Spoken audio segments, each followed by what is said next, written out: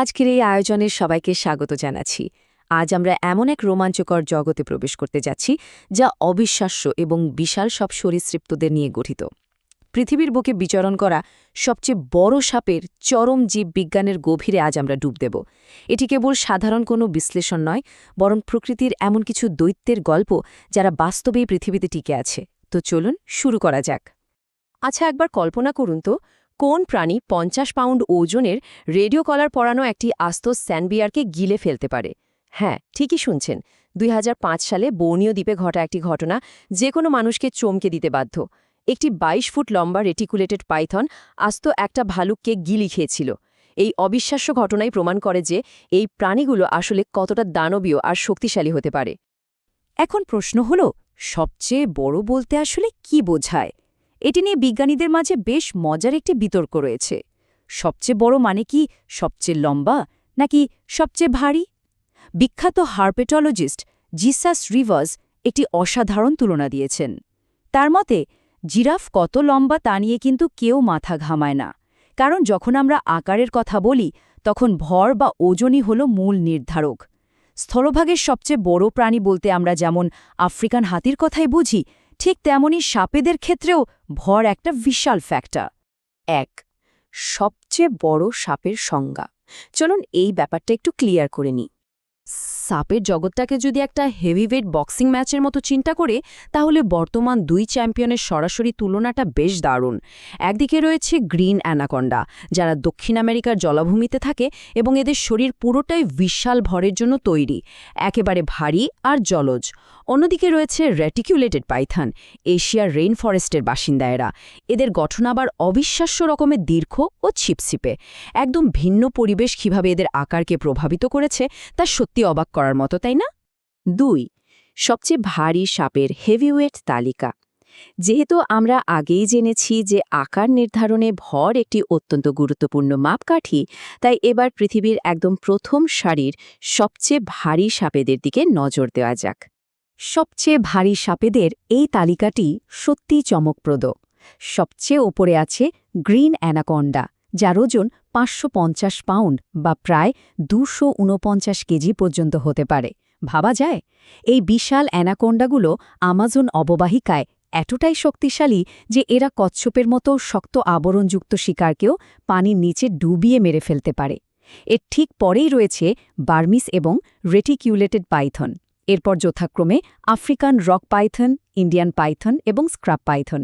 এরা প্রত্যেকেই নিজ নিজ অঞ্চলে বিশালত্ব নিয়ে রাজত্ব করছে। তালিকার দ্বিতীয় অবস্থানে থাকা বার্মিস পাইথনের দিকে একটু বিশেষভাবে নজর দেওয়া যাক। ৪০৩ পাউন্ড ওজনের এই সাপগুলো কিন্তু অসাধারণ সাঁতারু। এরা আধা ঘন্টা পর্যন্ত পানির নিচে শ্বাস আটকে রাখতে পারে। এরা নিজেদের এলাকার শীর্ষ শিকারী বা অ্যাপেক্স প্রিডেটর। তবে মজার ব্যাপার হলো, ছোট অবস্থায় এরা নিজেরাই আবার অন্য বড় প্রাণীর শিকারে পরিণত হতে পারে। মানে, প্রকৃতির নিয়মকানুন সত্যিই অদ্ভুত। ৩. সবচেয়ে দীর্ঘ সাপের তালিকা। ভরের কথা তো অনেক হলো, এবার চলুন দৃষ্টি ঘোরানো যাক অন্য একটি মাপকাঠির দিকে। আর তা হল এই সরীসৃপদের অবিশ্বাস্য এবং শ্বাসরুদ্ধকর দৈর্ঘ্য। এই চারটি দারুণভাবে এদের বিশাল বিস্তৃতি তুলে ধরছে। খেয়াল করলে দেখা যাবে রেটিকিউলেটেড পাইথন সর্বোচ্চ ৩২ ফুট পর্যন্ত লম্বা হতে পারে। এরপরেই আছে ৩০ ফুট লম্বা গ্রিন অ্যানাকন্ডা এবং ১৮ ফুট লম্বা কিংকোবরা বা রাজকোখরা। তবে এখানে একটা দারুণ ব্যাপার আছে। রেটিকিউলেটেড পাইথন এবং অ্যানাকন্ডার ক্ষেত্রে স্ত্রী সাপগুলোই সবসময় পুরুষদের চেয়ে বড় এবং দীর্ঘ হয়ে থাকে। অর্থাৎ প্রকৃতিতে স্ত্রী সাপগুলোই হল এই প্রজাতির আসল দৈত্য। এদের বাইরেও কিন্তু বেশ কিছু উল্লেখযোগ্য দীর্ঘ সাপ রয়েছে, যেমন অস্ট্রেলিয়ার স্ক্র্যাব পাইথন, যারা অত্যন্ত দ্রুতগামী এবং সহজেই উঁচু গাছ বা পাথরে চড়তে পারে। অন্যদিকে রয়েছে প্রচণ্ড আক্রমণাত্মক আফ্রিকান রক পাইথন। এরা সাভানায় আস্ত হরিণ পর্যন্ত শিকার করে। আর কিংকোবরা বা রাজকোখরার কথা তো বলতেই হয়।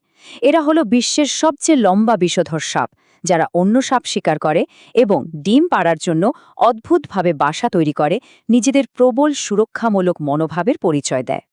4. শক্তিশালী রেটিকুলেটেড পাইথন। সাপের এই বিশাল সাম্রাজ্য থেকে আমরা এখন বিশেষভাবে একটি প্রজাতির উপর ফোকাস করব, আর তা হল শক্তিশালী রেটিকুলেটেড পাইথন। এদের জীববিজ্ঞান এবং শারীরিক বৈশিষ্ট্যগুলো রীতিমতো অবাক করার মতো। এদের গঠনের দিকে নজর দিলে কিছু বিবর্তনীয় অবশিষ্টাংশ লক্ষ্য করা যায়, যেমন সাধারণত সাপের একটি ফুসফুস থাকলেও এদের কিন্তু দুটো ফুসফুস রয়েছে। ডায়মন্ড আকৃতির জটিল মোজাইক স্কিন, রাতের অন্ধকারে দেখার জন্য লম্বালম্বি চোখের পিউপেল আর পেছনের দিকে বাঁকানো অসংখ্য ধারালো দাঁত। এছাড়া এদের পায়ুর কাছে নখের মতো একজোড়া স্পার বা কাঁটা থাকে, যা প্রমাণ করে যে এরা প্রাচীন টিকটিকি জাতীয় প্রাণীদের থেকেই বিবর্তিত হয়েছে। চলুন এবার দেখি এরা ঠিক কিভাবে শিকার করে। এই অ্যাম্বুশ বা ওত পেতে শিকারের পর্যায়গুলো একটু খেয়াল করি। প্রথমেই এরা গায়ের রঙের ছদ্মবেশে একেবারে নিশ্চল হয়ে ওত পেতে থাকে। শিকার কাছে এলেই ইনফ্রারেড তাপ সংবেদী অঙ্গ বা পিটের সাহায্যে সঠিক লক্ষ্যবস্তু নির্ধারণ করে এবং পেছনের দিকে বাঁকানো দাঁত দিয়ে চোখের পলকে আক্রমণ করে বসে। এরপর শিকারকে নিজেদের পেশিবহুল শরীর দিয়ে পেঁচিয়ে ফেলে। শিকার প্রতিবার শ্বাস ছাড়ার সময় এরা বাঁধন আরও শক্ত করে, ফলে পালানোর কোনো উপায়ই আর অবশিষ্ট থাকে না। একদম নিখুঁত শিকারী। এই বিশাল সাপগুলোর কিন্তু বাস্তুতান্ত্রিক গুরুত্বও অনেক। এরা হল বাস্তুতন্ত্রের শীর্ষ নিয়ন্ত্রক। একবার শূকর বা হরিণের মতো বড় আকারের প্রাণীর শিকার করার পর এরা কয়েক মাস পর্যন্ত উপোস থাকতে পারে। এদের এই বিশাল আকারের এবং বিরল শিকার প্রক্রিয়া অন্যান্য প্রাণীর সংখ্যাকে নিয়ন্ত্রণের মধ্যে রাখে এবং বনের ভারসাম্য বজায় রাখতে দারুণ সাহায্য করে। তবে মজার বিষয় হল, এই ভয়ঙ্কর শিকারীর সম্পূর্ণ ভিন্ন একটি রূপও আছে। রেটিকুলেটেড পাইথনের একটি অবাক করা মাতৃত্ববোধ রয়েছে, যা শিভারিং থার্মোজেনেসিস নামে পরিচিত। স্ত্রী সাপটি তার ডিমগুলোকে পেঁচিয়ে রাখে এবং নিজের পেশিগুলোকে ক্রমাগত কাঁপাতে থাকে। এর ফলে যে তাপ উৎপন্ন হয় তা টানা ৮০ থেকে ৯০ দিন পর্যন্ত ডিমগুলোর জন্য একদম স্থিতিশীল একটি তাপমাত্রা নিশ্চিত করে। সাপের মতো শীতল রক্তর প্রাণীর মধ্যে এমন তীব্র মাতৃস্নেহ সত্যি বলতে ভীষণ বিরল। ৫. প্রাগৈতিহাসিক বিশাল সাপের দল। এতক্ষণ তো আমরা বর্তমান সময়ের সাপেদের দেখলাম, এবার চলুন ফিরে যাই প্রাগৈতিহাসিক যুগে। ১.৫ টন। হ্যাঁ, ঠিকই শুনছেন। শুধু এই সংখ্যাটার দিকে একবার তাকানো যাক এবং এর বিশালত্বটা অনুভব করার চেষ্টা করা যাক। এটি হল ৫,৮০,০০,০০০ বছর আগে প্রাচীন কলম্বিয়ায় বাস করা এক দানবীয় সাপের আনুমানিক ওজন। সাপটির নাম টাইটানোবোয়া।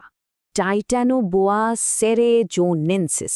এই সাপটি ছিল ৪২ ফুটেরও বেশি লম্বা। চিন্তা করা যায়? এর কাছে বর্তমানের ৩২ ফুট লম্বা পাইথনকেও নেহায় ছোট মনে হবে।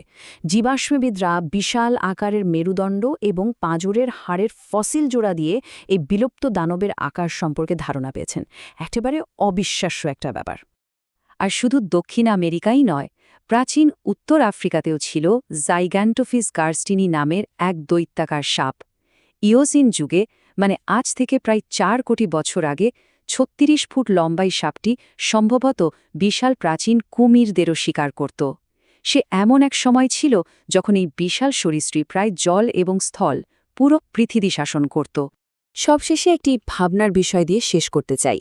বিজ্ঞানীদের ধারণা, জলবায়ু পরিবর্তনের কারণেই প্রাগ ঐতিহাসিক যুগের এই বিশাল টাইটানগুলো পৃথিবী থেকে বিলুপ্ত হয়ে গিয়েছিল।